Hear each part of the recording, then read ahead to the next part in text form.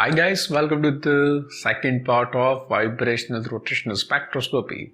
As you have seen that in the first part we have discussed about the electromagnetic spectrum and Born-Oppenheimer approximation.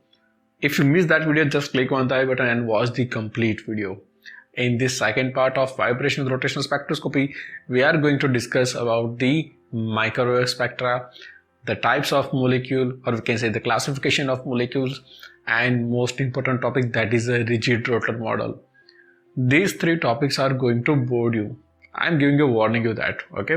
But trust me, these are the most important topic of this unit. So don't skip the video and watch till the end, okay? So let's go to my laptop screen to understand it completely.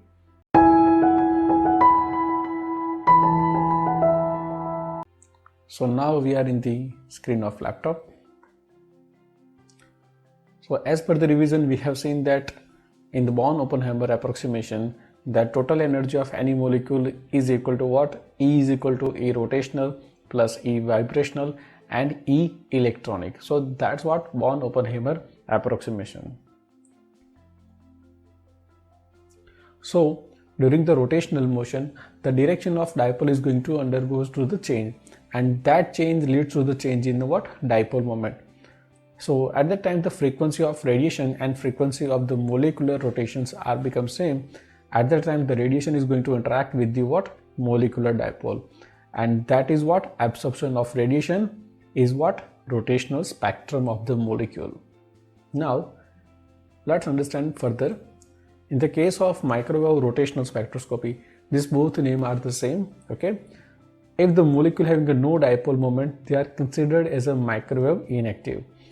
The molecule having a dipole moment are considered as a microwave active, and the pure rotational spectra are appeared in a far infrared region, and it's having a value of 100 micrometer to the 1 centimeter. The example of the microwave inactive molecule are H2, N2, O2, Cl2. This diatomic molecule doesn't have a dipole moment, so these are considered as a microwave inactive molecule. Let's discuss about the microwave active molecules. NO, CO, H2O vapor, carbon dioxide and methane are considered as a microwave active molecule. Now let's classify the molecules.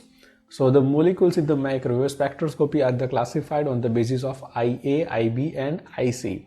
So first let's understand what is IA, IB and IC.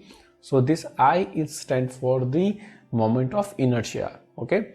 IA is the moment of inertia about the bond axis. As in the figure you can see this is the molecule and this is the direction of what? IA. IB is considered as a end over end rotation in the plane of paper. This is what? IB, okay?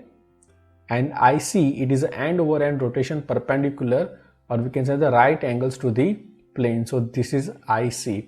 This is right angle to the plane, okay? This is about the bond axis and this is in the plane. So the molecule can be classified on the basis of IB, IA, IB and IC. So let's classify the molecule on the basis of the chart. So classification of molecules, so there are the two kind of molecules, linear molecules and non-linear molecules. So linear molecules having the value of IB and IC are same and IA is equal to 0. And examples are HCN, CO2, C2H2, HCl and OCS. So these are considered as a linear molecule. Non-linear molecules are further divided into the three parts. First part is the symmetric top molecules. In the symmetrical top molecules, IB and IC are same, but IA doesn't equal to 0. Okay, and the best example is what? Methyl chloride. Second type is what? Spherical top. In the spherical top of molecules, IB, IC, IA, all three are same. Okay, and example is a methane and SF6, sulfur hexafluoride. Third type is a asymmetric top molecule. In asymmetric top molecules, IB, IC, IA doesn't match with each other. All three values are different values. And the example is of water and vinyl chloride. Here I have shown the three-dimensional structure of these molecules. First is a linear, then symmetric top, then spherical top and asymmetric top molecules.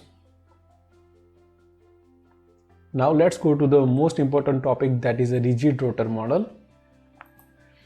So we are going to consider a diatomic molecule as a rigid molecule, so we can consider its motion as a what? Rigid rotor. And for that rigid rotor, we are assuming that the line joining to the center are equal in length and distance is r between the two nuclei. And for any rigid molecule, the potential energy can be considered as a 0. Okay. Now this is our rigid rotor molecule. Here these two molecules are two atoms are shown, A and B. The mass of A is m1 and mass of B is equal to m2. The distance from the center of A is what? r1, and B of what? r2. The rotational motion of molecule can be considered like this way. This is going to rotate. The quantized energy level of rotation may be obtained by solving the what? Schrodinger equation. The Schrodinger equation is given as a del squared psi plus 8 pi square mu e upon h square into psi is equal to 0. And the possible solution of this equation is equal to Ej is equal to h square upon 8 pi square I j into j plus 1. In this equation, let's understand all the term. H is equal to Planck constant, j is equal to rotational quantum number having the integer value of 0, 1, 2, etc. While I is considered as a moment of inertia and Ej is called as the energy of rotation. Let's calculate the moment of inertia of a molecule. So as we know that the equation of moment of inertia is equal to what? I is equal to m1 r1 square plus m2 r2 square, and m1 r1 is equal to what? m2 r2. R is equal to what? r1 plus r2. So r1 is equal to what? r minus r2. We are putting the value of r1 over here. Okay, so what we get? m1 r minus r2. We are placing the r1 value as r minus r2 over here. m2 r2 is as it is. Then m1 r we are going to multiply over here is minus m1 r2 is equal to what? m2 r2. We are taking this m1 r2 over the what? Right side.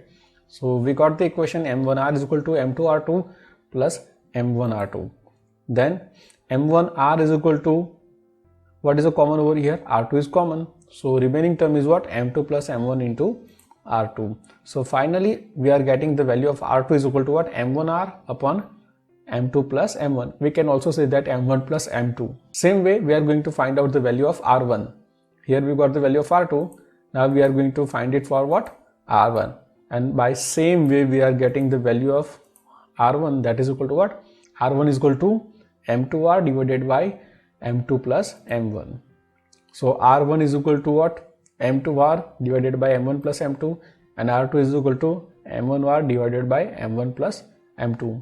We having a value of r1 and r2, and we are going to substitute that value in the equation of moment of inertia. As you know that equation of moment of inertia is what? m1 r1 square plus m2 r2 square. So we are placing the value of r1 and r2 in this equation.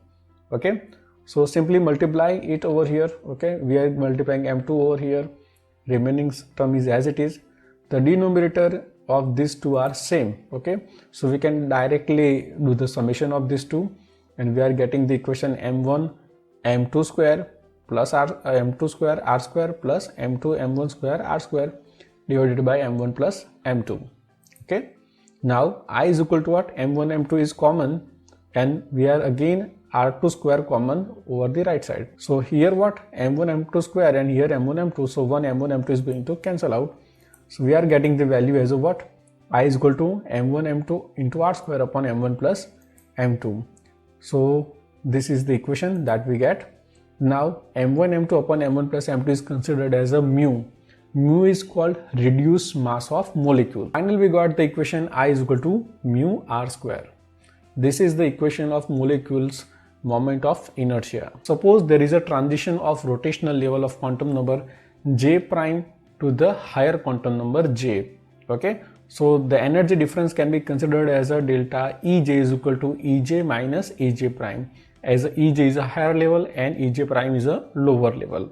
Now the energy of any molecule can be given as Ej is equal to h square upon 8 pi square I j into j plus 1. So just we are going to substitute the value of Ej and Ej prime. Delta Ej is equal to h square upon 8 pi square I j into j plus 1 for Ej. And for Ej prime we are just substituting the value of j prime over here. Now interesting thing is that J level is higher than the J prime level, plus 1 level. Okay, so J prime is equal to what? J minus 1. So we are substitute the value of J prime, J as a J minus 1. Okay, so we are getting the equation like this part is as it is same. Okay, just we are replacing this J prime by what? J minus 1. So we are get the what? J minus 1, J minus 1 plus 1. So plus 1 minus 1 is going to cancel out. We got the equation h square upon 8 pi square I j into j plus 1 minus h square upon 8 pi square I j minus 1 j minus 1 plus 1. So finally we are getting j into j plus 1 and here j into j minus 1. Okay, so by simplifying this equation we are getting what? J into j plus 1 minus j into j minus 1, and doing the simplification and multiplication we are getting answer as a delta Ej is equal to h square upon 8 pi square I into 2j. This energy change is between two energy levels. Okay, now the rotational energy in the terms of Ej for a particular level is given by the what? Ej is equal to h square upon 8 pi square I into j plus 1. This is in terms of joules. Okay, and we know that Ej's can be written as a hc nu bar in the terms of wave numbers. Now if we find out the answer in the terms of wave number, just we have to divide this equation by what? Hc. Okay, so we place Hc over here. Here is h square and here is h, so square is going to omit, and finally we got the answer as in the wave number term h upon 8 pi square IC j into j plus 1. H upon 8 pi square IC is called as a rotational constant B. So we can place this value over here, here wave number, that means energy, or we can say the wave number, that is equal to what? B into j plus 1 centimeter inverse. So the next topics are selection rules, effective isotopic substitution, and so many as you can see on the screen. Okay, so let's meet in the next video. In this video I try my best to explain you the rigid rotor model. So if you have any doubt, just rewind the video and watch it thoroughly. And further you have any doubt, you can ask in the comment section. One more important thing that I want to tell you. Don't forget to like this video, share this video and subscribe this channel. Thanks for your time.